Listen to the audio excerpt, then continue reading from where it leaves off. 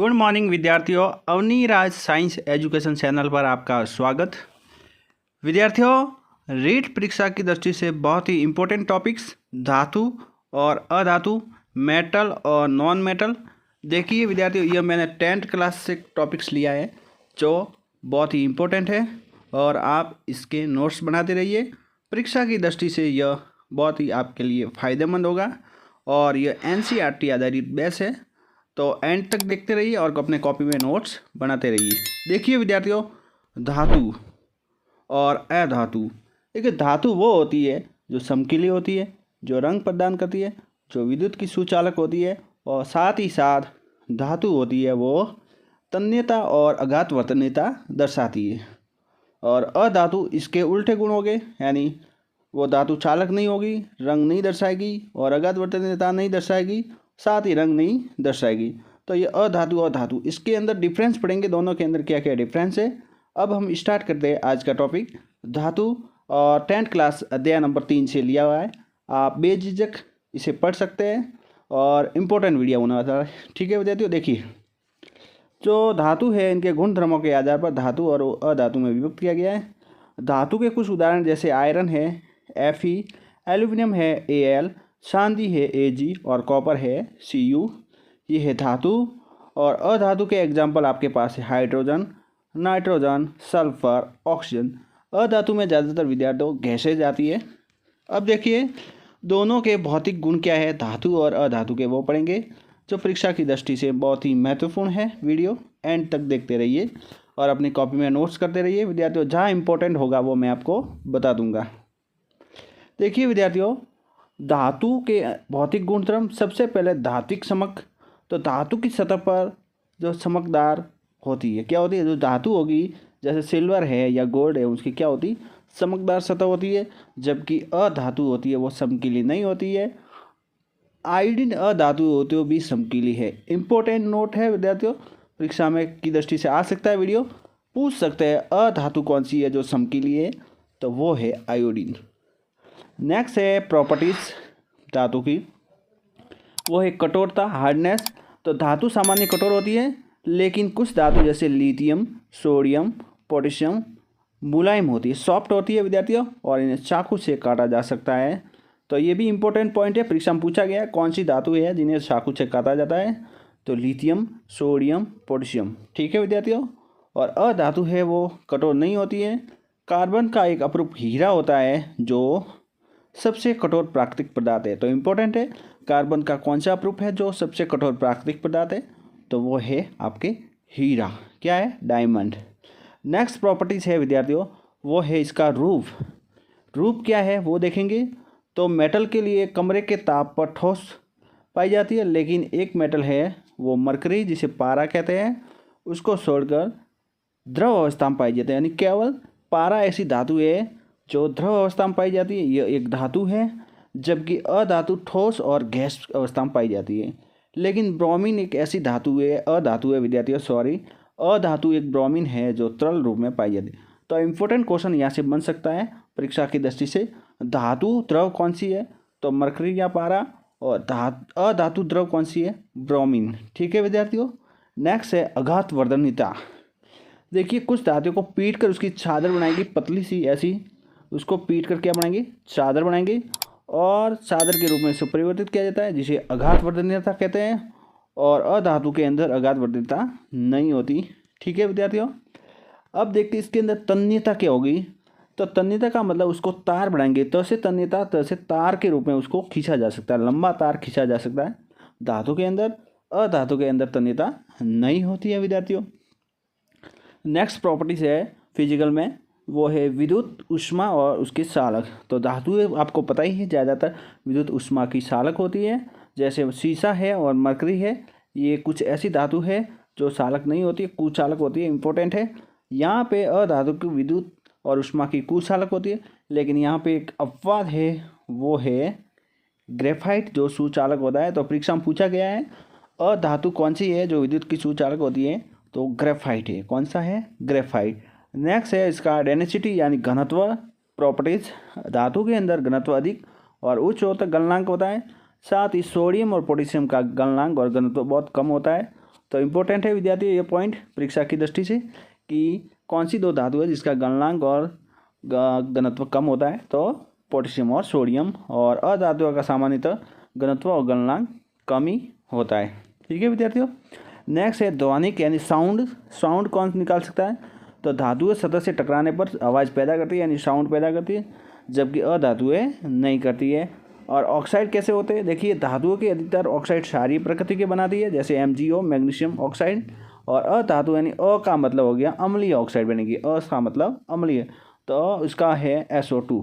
ठीक है विद्यार्थियों। तो यह थे धातु के कौन से गुण फिजिकल। अब है केमिकल गुण कौन कौन से, देखिए। तो धातुओं के रासायनिक गुणधर्म, सबसे पहले वायु से अभिक्रिया कैसे करेंगे? तो देखिए धातु ऑक्सीजन से अभिक्रिया करके धातु ऑक्साइड बनाएंगे। क्या कराएंगे? धातु ऑक्साइड बनाएंगे। ठीक है विद्यार्थियों। धातु प्लस ऑक्सीजन धातु ऑक्साइड। ठीक है। फॉर एग्जाम्पल देखते हैं, जैसे कॉपर की क्रिया ऑक्सीजन करेंगे तो कॉपर ऑक्साइड बन जाएगा।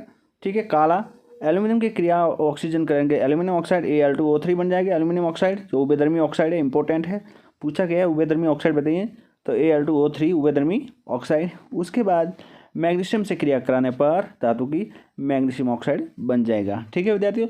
तो धातु से अभिक्रिया करने पर अलग अलग के ऑक्साइड बनते हैं। अब देखिए धातु के साथ साथ ऑक्सीजन अलग अलग तरह से अभिक्रिया दर्शाती है।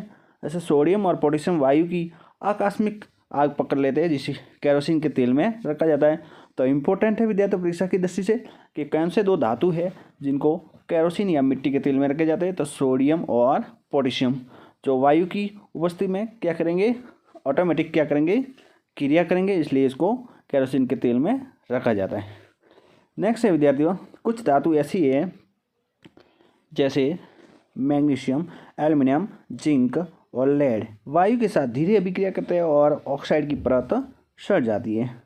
जो आयरन होता है विद्यार्थियों, वो वायु में गर्म करने पर प्रज्वलित नहीं होता, लेकिन ज्वाला में लोहा का सूंड डालने पर तेजी से जलने लगता है। तो इम्पोर्टेंट पॉइंट है। नेक्स्ट है कॉपर भी प्रज्वलित नहीं होता है विद्यार्थियों, लेकिन कॉपर के काले रंग से कॉपर ऑक्साइड की परत सड़ जाती है। और चांदी और सोना ये दोनों ही ऑक्सीजन से अभिक्रिया नहीं करते। तो इम्पोर्टेंट पॉइंट है। नेक्स्ट है विद्यार्थियों उभयधर्मी ऑक्साइड। एम्फीफिलिक ऑक्साइड कौन से है? देखिए इंपॉर्टेंट है, परीक्षा में पूछा गया है, पिछली बार एग्जाम में, रीट एग्जाम में भी पूछा गया है 2022 के अंदर।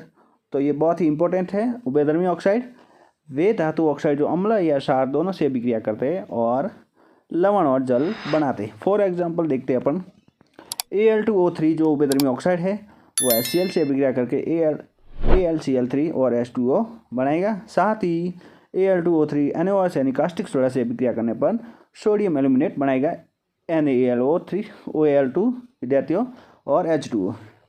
अब देखते हैं उभयधर्मी ऑक्साइड की जल से अभिक्रिया। तो धातु और जल प्लस धात्विक ऑक्साइड हाइड्रोजन, और धातु ऑक्साइड प्लस जल यानी धातु हाइड्रोक्साइड। ठीक है विद्यार्थियों। अब देखते हैं यहाँ इंपॉर्टेंट धातु और धातु के बारे में पॉइंट है, आप इनको अच्छी तरह से अपने कॉपी में नोट करके 2-3 बार रिवाइज कर लीजिए, परीक्षा की दृष्टि से बहुत इंपॉर्टेंट।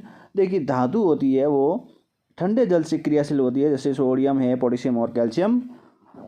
गर्म जल के साथ क्रियाशील मैग्नीशियम होता है, और कैल्शियम और मैग्नीशियम के साथ अभिक्रिया कराने पर जल में तैरते लगे, यानी कैल्शियम और मैग्नीशियम जल के साथ अभिक्रिया करने पर वो जल में तैरेंगे, और क्योंकि हाइड्रोजन की गैस के बुलबुले के साथ वह चिपक जाते हैं। कौन? कैल्शियम और मैग्नीशियम। साथ ही जल के साथ कोई अभिक्रिया नहीं दर्शा रहे। कौन कौन सी धातु है? तो लेड है, कॉपर है, गोल्ड है और सिल्वर। इंपॉर्टेंट है विद्यार्थियों। और केवल भाप के साथ क्रियाशील है वो एल्यूमिनियम है, और लोहा है और जिंक है। ठीक है। तो ये कुछ धातु के इंपॉर्टेंट पॉइंट्स हैं। अब देखिए विद्यार्थियों, यहाँ पर एग्जाम्पल मैं बता रहा हूँ, उदाहरण के द्वारा समझते हैं। जैसे सोडियम की क्रिया जल से कराने पर सोडियम हाइड्रोक्साइड बनेगा, साथ ही हाइड्रोजन गैस मुक्त होगी उष्मा के साथ। कैल्शियम की क्रिया जल से कराने पर कैल्शियम हाइड्रोक्साइड बनेगा, हाइड्रोजन गैस मुक्त होगी। मैग्नीशियम की क्रिया हाइड्रोजन जल से कराएंगे, magnesium hydroxide milk of magnesium बनेगा, ये साथ ही हाइड्रोजन गैस मुक्त होगी। इसी प्रकार एल्यूमिनियम और आयरन से क्रिया पर एल्यूमिनियम और आयरन दोनों ही ऑक्साइड बन जाएंगे, जो इम्पोर्टेंट है। कौन से? उभयधर्मी ऑक्साइड। नेक्स्ट देखते हैं विद्यार्थियों धातु की क्रिया तनु अम्ल के साथ कराने पर क्या होगा। तो धातु प्लस अम्ल से अभिक्रिया करने पर लवण और क्या बनेगा? Hydrogen gas. जैसे या मैंने आयरन की क्रिया HCl से कराने पर FeCl2 प्लस H2O बनेगा, और मैग्नीशियम की क्रिया HCl से कराने पर HCl एक अम्ल है तो मैग्नीशियम क्लोराइड बनेगा। साथ ही जिंक की क्रिया HCl से कराने पर ZnCl2 प्लस H2O बनेगा। यहाँ पर एल्यूमिनियम की क्रिया HCl से कराकर एल्यूमिनियम ट्राइक्लोराइड बनेगा। तो कॉपर और Ag और Hg अम्लों के साथ अभिक्रिया नहीं दर्शाते। तो इम्पोर्टेंट पॉइंट है अपवाद के रूप में कि कॉपर है और उसके बाद में सिल्वर है और मरकरी है, तीनों ही अम्लों के साथ अभिक्रिया नहीं दर्शाते। नेक्स्ट है विद्यार्थियों, देखिए धातु के साथ अभिक्रिया। तो धातु के साथ अन्य धातु लवणों की अभिक्रिया। तो धातु प्लस लवण विलयन प्लस धातु, यानी अधिक क्रियाशील धातु अपने कम क्रियाशील धातु को क्या करते हैं, विलयन में विस्थापित करेंगी। जैसे मैंने CuSO4 लिखा और यहाँ पर Zn से क्रिया करेंगे तो ZnSO4 फिर CuSO4 बनेगा, जो कॉपर को क्या करेगी, विस्थापित करेगी। यानी अधिक क्रियाशील धातु होगी वो कम क्रियाशील धातु को क्या करेगी, विस्थापित करेंगे। इसके लिए अपन को सक्रियता श्रेणी का ध्यान रखना पड़ेगा, जो इम्पोर्टेंट है। देखिए सक्रियता श्रेणी क्या होती है, जो परीक्षा की दृष्टि से इम्पोर्टेंट है। तो वह सूची जिसमें धातु की क्रियाशीलता को अवरोही क्रम में यानी घटते हुए क्रम में व्यवस्थित किया जाता है। जैसे यहाँ देखिए पोटेशियम है, सोडियम है, कैल्शियम है, मैग्नीशियम है, एल्यूमिनियम है, जिंक है, फेरिक है और लेड। तो यहाँ पे सबसे क्रियाशील धातु है वो है तीनों, पोटेशियम, सोडियम और कैल्शियम। उसके बाद मैग्नीशियम, एल्यूमिनियम, जिंक और फ्लोरीन और लेड। ये घटती हुई क्रियाशीलता का क्रम है विद्यार्थियों। नेक्स्ट है विद्यार्थियों, देखिए यहाँ पे इसके बाद लेड के बाद में है हाइड्रोजन है, और जो हाइड्रोजन से नीचे आने वाली जितनी भी धातु है जैसे कॉपर है, मरकरी है, सिल्वर है और गोल्ड है, ये सारी की सारी कम क्रियाशील धातु है विद्यार्थियों, सबसे कम क्रियाशील धातु है। अब यहाँ देखते हैं विद्यार्थियों धातुओं की अधातु के साथ अभिक्रिया क्या दर्शाएगी। तो अधातु के साथ अभिक्रिया देखिए, तत्वों की अभिक्रियाशीलता संयोजकता के कोष को पूर्ण करने की प्रवृत्ति को समझा जा सकता है। धातु परमाणु अपने संयोजकता कोष से इलेक्ट्रॉन त्याग देते हैं और धनायन बनाते हैं, और अधातु परमाणु के संयोजकता कोष में इलेक्ट्रॉन ग्रहण करके ऋणायन बनाते हैं। जैसे यहाँ पे देखिए सोडियम क्लोराइड का निर्माण कैसे हो रहा है। तो सोडियम के अंदर जो बाह्यतम कोष के अंदर इलेक्ट्रॉन होते हैं वो देखिए विद्यार्थियों, यहाँ पर 281 है और यहाँ से एक इलेक्ट्रॉन त्यागने पर 28 हो जाएगा, सोडियम धनायन बनेगा। फिर क्लोरीन होगा, वो एक इलेक्ट्रॉन लेके फिर 288 बनाएगा। ठीक है विद्यार्थियों, यहाँ पे माइनस आएगा, एक इलेक्ट्रॉन ग्रहण किया जा रहा है तो क्लोरीन ऋणायन बन जाएगा। ठीक है विद्यार्थियों, सोडियम प्लस क्लोरीन के ये इलेक्ट्रॉन क्रिया करके फिर क्या बनेगा, NaCl बन जाएगा। ठीक है, अब है आयनिक यौगिक क्या होते हैं, देखते हैं। क्या विपरीत आवेश आयन एक दूसरे को आकर्षित करते हैं विद्यार्थियों, और मजबूत स्थिर विद्युत बल से बदकर आयनिक यौगिक बनाते। अब आयनिक यौगिक की फिजिकल प्रॉपर्टी और उसके गुण क्या है वो देखते हैं। देखिए आयनिक यौगिक की भौतिक प्रकृति, ये कुछ ठोस और कुछ कठोर होते हैं, जैसे भंगुर होते हैं, जल्दी टूट जाते हैं। जैसे NaCl आयनिक यौगिक है, KCl है, उसके बाद PCl है। ऐसे इस प्रकार के ये आयनिक यौगिक है जो अलग अलग आयनों में टूट जाते हैं। देखिए गलनांक और क्वथनांक, इसका बॉइलिंग पॉइंट और मेल्टिंग पॉइंट क्या होगा। तो आयनिक यौगिकों के गलनांक और क्वथनांक बहुत ही अधिक होता है विद्यार्थियों। घुलनशीलता यानी सॉल्युबिलिटी क्या होगी, तो यह आयनिक यौगिकों के अंदर जल में घुलनशीलता और केरोसिन और पोटेशियम जैसे विद्यार्थियों, जल में घुलनशीलता केरोसिन, पेट्रोलियम जैसे विलायकों के रूप में अविलय होती है। विद्युत चालकता आयनिक यौगिकों के जलीय विलयन और गलित रूप में विद्युत का चालन करते हैं। ये ठोस रूप से विद्वान और विद्युत का चालन नहीं करते, यानी ठोस हो गए तो ये आयनिक क्या करेंगे, विद्युत का चालन नहीं करेंगे, लेकिन जलीय अवस्था में या गलित अवस्था में ये विद्युत का चालन करेंगे। कौन से यौगिक, आयनिक यौगिक। ठीक है विद्यार्थियों, तो ये किसके गुण थे, धातु और अधातु के बारे में आज हमने पढ़ा, जो NCERT आधारित है विद्यार्थियों, परीक्षा की दृष्टि से बहुत ही इंपॉर्टेंट है। आपको इसको बार बार देखना है ताकि रिवाइज हो जाए, और मैंने ये बता भी दिया है कौन सा सवाल कहाँ से आया है। तो इसी तरह के वीडियो देखने के लिए अवनी राज साइंस एजुकेशन को सब्सक्राइब कर ले और बेल आइकन को प्रेस करके रखें विद्यार्थियों। और यहाँ पर रीड से संबंधित सारा का सारा इम्पोर्टेंट टॉपिक्स या कंटेंट आपको उपलब्ध होगा। तो सभी विद्यार्थियों को शेयर कीजिए ताकि उनको भी लाभ मिल सके जो बेचारे कोचिंग नहीं कर सकते। ठीक है विद्यार्थियों, यह चैनल मैंने विद्यार्थियों के हित के लिए स्पेशल साइंस NCERT के लिए बनाया है। ठीक है विद्यार्थियों, जय हिंद, जय भारत।